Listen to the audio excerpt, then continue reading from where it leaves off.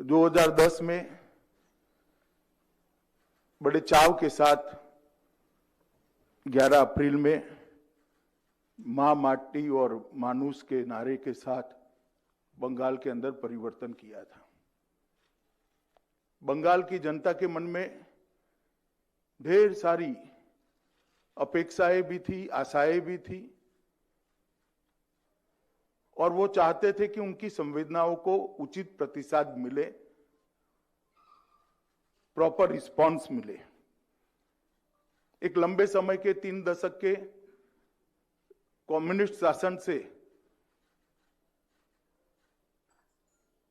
बिल्कुल त्रस्त होकर तृणमूल कांग्रेस और उसकी नेत्री ममता बनर्जी के हाथ में बंगाल की सत्ताओं के सूत्र बंगाल की जनता ने दिए थे। मगर आज जब पीछे मुड़कर 10 साल के बाद देखते हैं तो मां माटी और मानुष का नारा तुष्टीकरण, तानाशाही और टोलबाजी में परिवर्तित हो गया है। जो अपेक्षाएं रखी गई थी किसी भी मानांक में तृणमूल सरकार और राज्य की मुख्यमंत्री अपेक्षाओं को पूर्ण करने में खरी नहीं उतरी है। वादे जो हुए वो खोखले साबित हुए और अपेक्षा निराशा में परिवर्तित हुई है और आशा सरकार के प्रति क्रोध और गुस्से में तब्दील हो गई है और जनता में एक अजीब प्रकार का वातावरण देखने को मिलता है। मैं जहां जहां गया सैकड़ों की, हजारों की संख्या में लोग रोड पर आए हुए थे।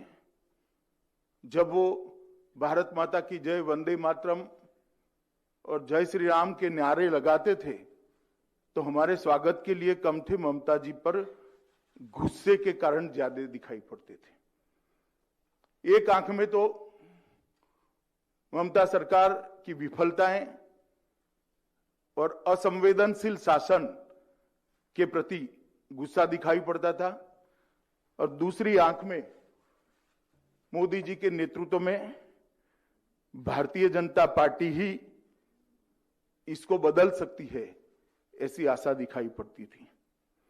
इसका कारण है बीजेपी का एक ट्रैक रिकॉर्ड है। जहां जहां भारतीय जनता पार्टी का शासन रहा, चाहे वो बीमारू राज्य हो, पहले बिहार, राजस्थान, मध्य प्रदेश और छत्तीसगढ़ हमारा शासन आया, वहां पर हमने स्थिति को बदला है। गुजरात के अंदर भी स्थिति को अंदर परिवर्तन लाए हैं।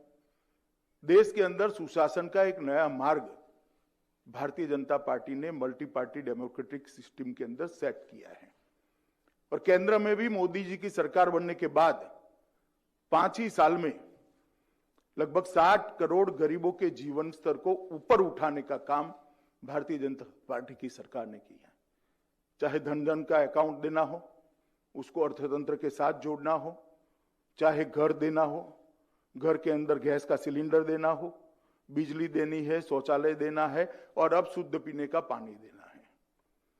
किसानों को हर साल 6,000 रुपया देना और गरीबों को 5 लाख तक की स्वास्थ्य की सुविधाएं देना। एक नया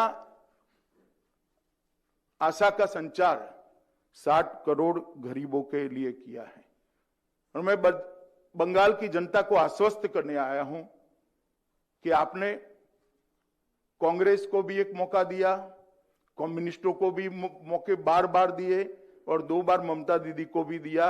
एक मौका मोदी जी के नेतृत्व में भारतीय जनता पार्टी को दे दीजिए। हम 5 साल में सोनार बांग्ला बनाने का आपको वादा करते हैं। हमारा लक्ष्य स्पष्ट है, बंगाल के अंदर विकास हो, देश की सीमाएं सुरक्षित हो, बंगाल के अंदर घुसपैठ रुके। तृणमूल कांग्रेस का एकमात्र लक्ष्य है, दीदी का एकमात्र लक्ष्य है कि अगली टर्म में भतीजे को मुख्यमंत्री बना देना। अब बंगाल की जनता को तय करना है कि परिवारवाद चाहिए या विकासवाद चाहिए। बैड एडमिनिस्ट्रेशन का एक नया सूत्रपात, एक नया अध्याय ममता बनर्जी के नेतृत्व में बना है। उन्होंने एडमिनिस्ट्रेशन का राजनीतिकरण कर दिया है। राजनीति का अपराधीकरण कर दिया है और भ्रष्टाचार को इंस्टीट्यूशनलाइज कर दिया है।